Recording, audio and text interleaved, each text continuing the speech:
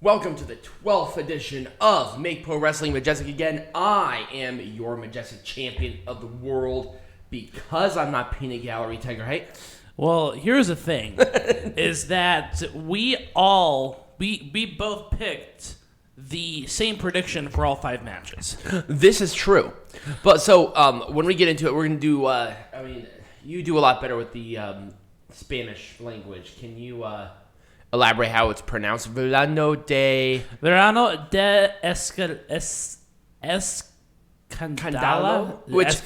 which is the summer of scandal in Spanish. Yes. And they were in Querétaro, Mexico. They had a vineyard, and it was a cool set. Like, it looked nice. It was really neat. Mm-hmm. So anyway, let's talk about our first match, which was it was this one actually. Great.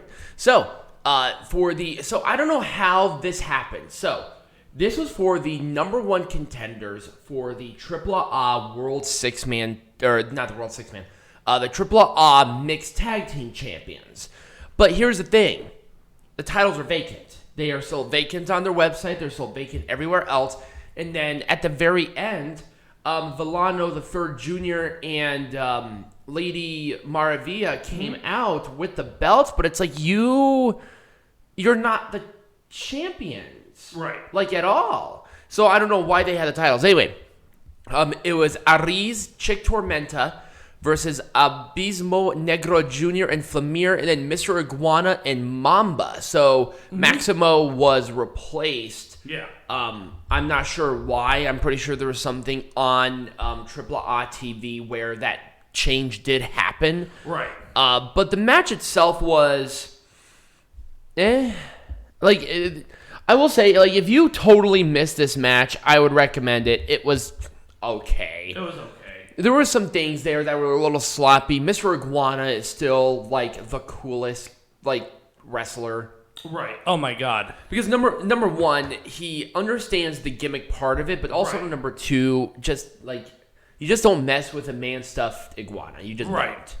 Like, that's just, like, a thing. And it was, like, a spinning Northern Lights suplex double pin for Arez and Chick Tormenta to win. Mm-hmm. So they are the number 1 contenders. It's actually Arez. Oh, I'm sorry. What do I keep saying? Arez. Same thing. No, it's not. It is. But anyway, it was a fine match. It was the opener. There was a lot going on. Your general Mexican match. It was very missable. Yeah. It was a missable match. So we are back. Peanut Gallery. How are we going to make AAA Verano del Summer of Struggle bullshit and Escandalo Pro Wrestling Majestic? Again, let's talk about the first one on my little list. Let's talk about the... No, before we start that, why don't we start with fucking space? Oh, yeah. So, here's what happened. So, our initial plan for doing the commentary of the show. Doing the show was actually supposed to be on Saturday. And we're recording this on that Monday.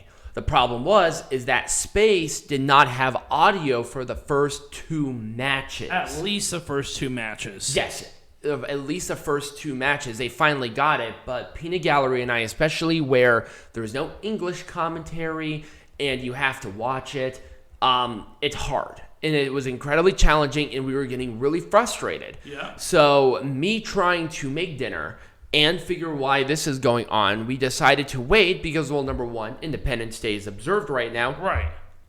So it's not like we were doing a whole lot, and our guy who always gets our shows got them at a decent time right after the fact. And also, and I will at least say one thing, AAA didn't make it Majestic again because they did a replay of the show on the Space Network. Yep. Because they did fuck up. And it was hard to find it. A lot of people were complaining about it, so they decided to do a replay. So honestly, I cannot fault them for this. It was something out of their control. Yep. They tried to do their best, but guess what? They made up for it. Right. So I'm not even mad about let's that. talk about something else really cool. I like the vineyard. Yes. So the one thing that I even think we said on when we talked about the last AAA event is that they have been extremely creative and very great about their venue choices. Mm-hmm. And this one was no different. The one thing that I did have a complaint about is that between the entrance and the ring itself were the announcers.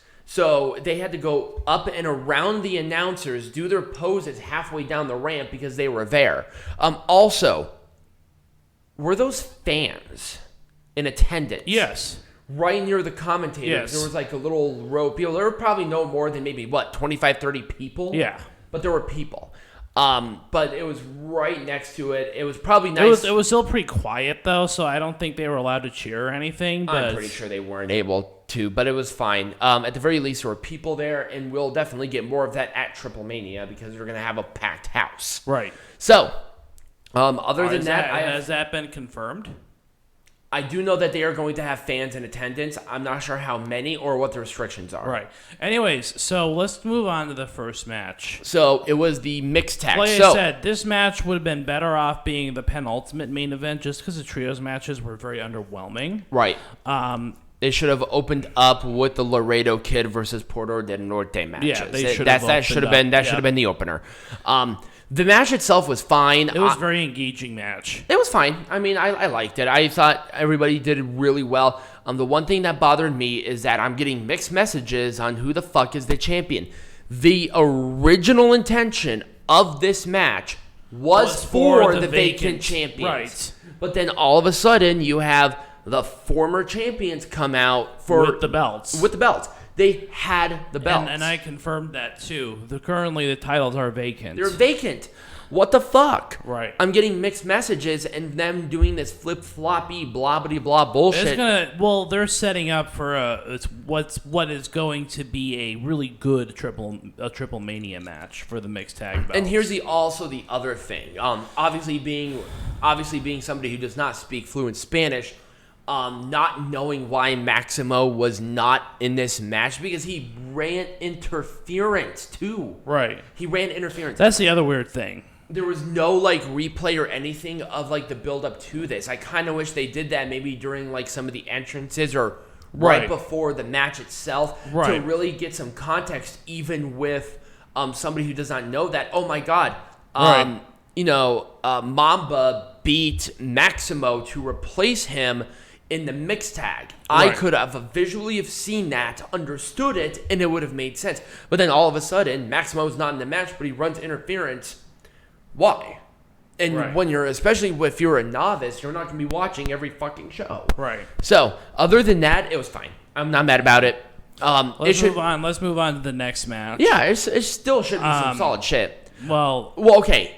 Here's the thing. There's not a lot to say about this. This was a debut of somebody who's going to be a Triple Mania. Yep, it was very much a Deonna Purrazzo match. It was a showcase. If you're a fan of Mexican wrestling, I can see why that you're not interested in this match just because of the pace. Right. But it was fine. I would say that maybe, and I do know that they did build this match somewhat. I kind of wish there was some more light on Lady Shani. She kind of looked like... Oh, yeah. She kind of looked like she was thrown to the wolves a little bit. Yeah. And Lady Shani's not a person to job, so I feel like they did this because Lady Shani is a decent worker. But I kind of wanted some more context. Because once again, and we bitch about this all the fucking time, wrestling is a multi-part stage theater. Right. It's not just about the action in the ring. It's the people who are involved. It's the story. It's how it's presented, which is another bitch fest and a half. Right. The lighting was dog shit. Oh, yeah. It was incredibly distracting. Yeah. And it pissed me off. They didn't do a good job with the lighting. The crane, they cut to that stupid-ass crane every 10 goddamn minutes. That and the production wasn't very good either. No, it wasn't. Other than that, I had a bitch fest. And obviously, the bright yellow ring mat. That's annoying, but I'm getting used to it. And then with this match, it was just a showcase for Purrazzo. Now, before we move on, though, let's talk about the Trofeo Arez de Oro match because we don't have a card for that one. We did we did not know any of the participants for the Arez de Oro match at all. But let's talk about it. I mean, it was one of the better matches of the night, so... I wanted more context of what this was. They haven't had this event in a while. That's true. And once again... With pro wrestling, you need context for something, even if you just bring it back. I mean, last...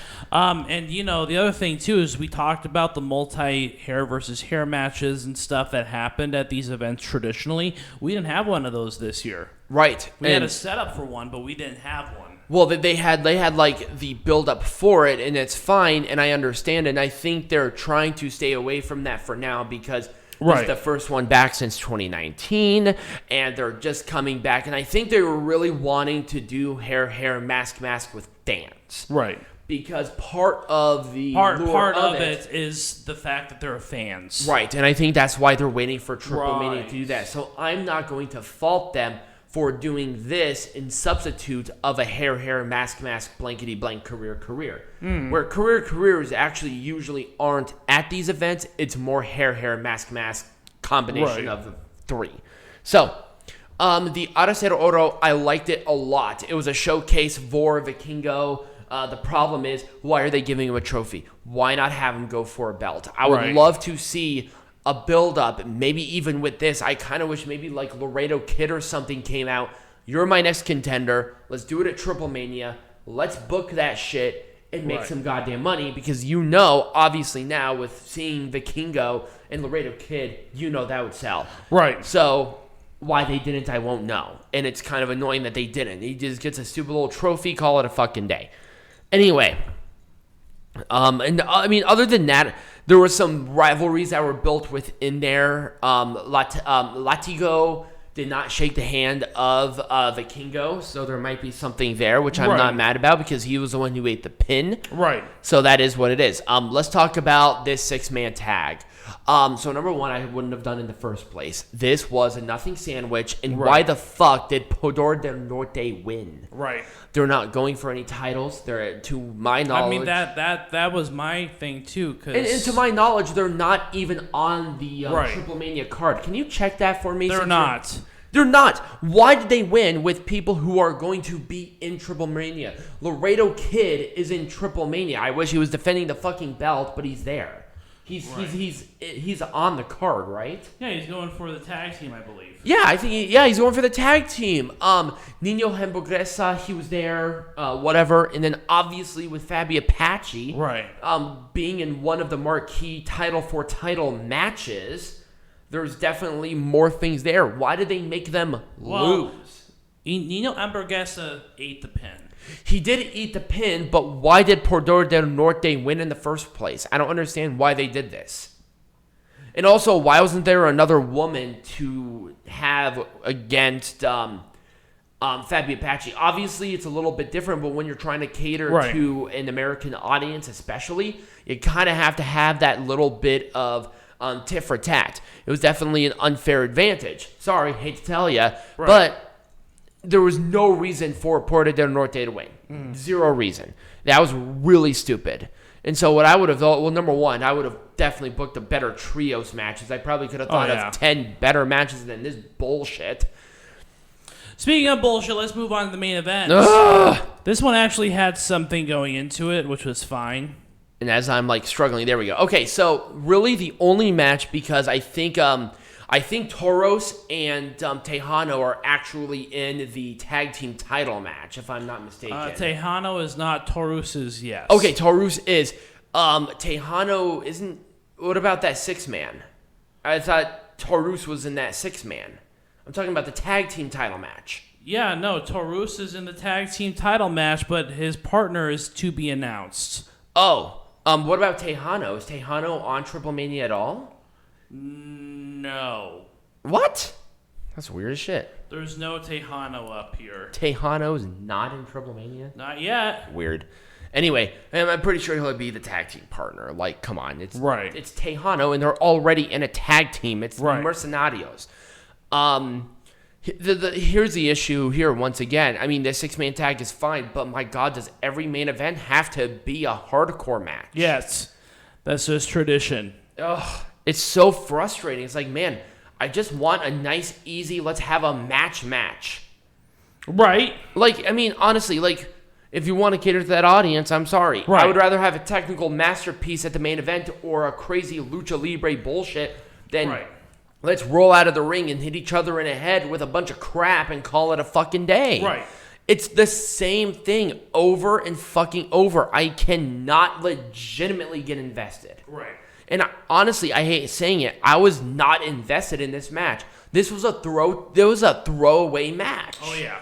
And it was for the Trios champions. Right. And they did no booking on actually promoting that it was for the Trios champions. Right. If you did not know, there would have been no fucking way you would have known at all. Right. They did, even after the Mercenarios didn't celebrate with the belts, they clearly don't give a shit. Right. Like, for God's sake. Right. There was a little more focus on what was going on with the. If the rivalry was a rivalry, whatever, but it was for the titles. The titles should be the main focal point of a title match. Right. Not the now the rivalry is there, but the rivalry should be the means to the end. Right. Not the end. And the fact that they totally threw away these trios champions, it's like, goddamn, New Japan Pro Wrestling is fucking killing it. Right. With the 6-man tag. Right. And having them in great matches and making them feel important. This match did not make these titles feel important. They felt like props. Goddamn, I think the women's tag team champions in WWE feel more prestigious than these goddamn 6-man tag. I'm sorry. Are you done? I just hate it when like a company does really good booking wrestling and then they skip out on these really basic, easy details that ruin championships. Mm-hmm. And championships are not just props. Championships in Mexico, they are props. There's a lot more emphasis is placed on mask versus mask and mask versus hair matches. And this actually the one between Escorpion and Psycho is actually going to be a mask versus hair. That's what they were emphasizing with this match.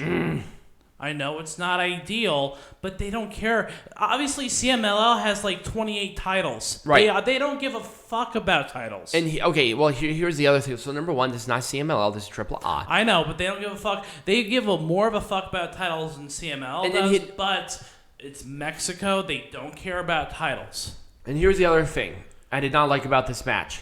They ripped Psycho Clown's mask. Mm-hmm. And then they took off the mask at the ending segment.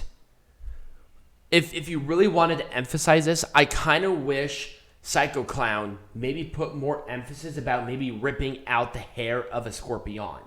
Like, using moves to pull on the hair. Mm-hmm. And they did not do that. Right. If you do it for the mask, great. But I want that more emphasis on that. It felt lazy. This felt like a lazy match. Nobody cared. All right. Nope. Nobody. Anyway, so before I continue, I fucking hate it when shit is so goddamn easy. Anyway, so thank you all for listening to Tiger Heights fucking TED Talk. Fucking rant here. Jesus. Next week we have Summer Struggle in Sapporo. That's a 2-nighter. And we have Best in the World. So there's going to be no wrestling lesson. There's going to be no heckling. We're going to be doing a marathon. Oh, it's going to be fun, though. I'm really excited about it. And if you guys did enjoy this, remember to like, subscribe, share, tell your friends. Leave it down in the comments below. Did you watch the show? What did you think about this show? We would definitely like to hear from you guys. Obviously, Tiger Height over here has some fucking opinions. I have opinions about everything. That's why we do this. Jesus. Become a patron because, we'll be adding shows. So one of them will be CMLL at some point in time. We will cover the anniversary shows because that's their WrestleMania. Right. But that is one of the shows that we will be adding on along with Impact Plus, along with Pro Wrestling Noah. So become a patron. It's $5. You get some cool shit, including exclusive merch and all that wonderful stuff. And as always, be majestic.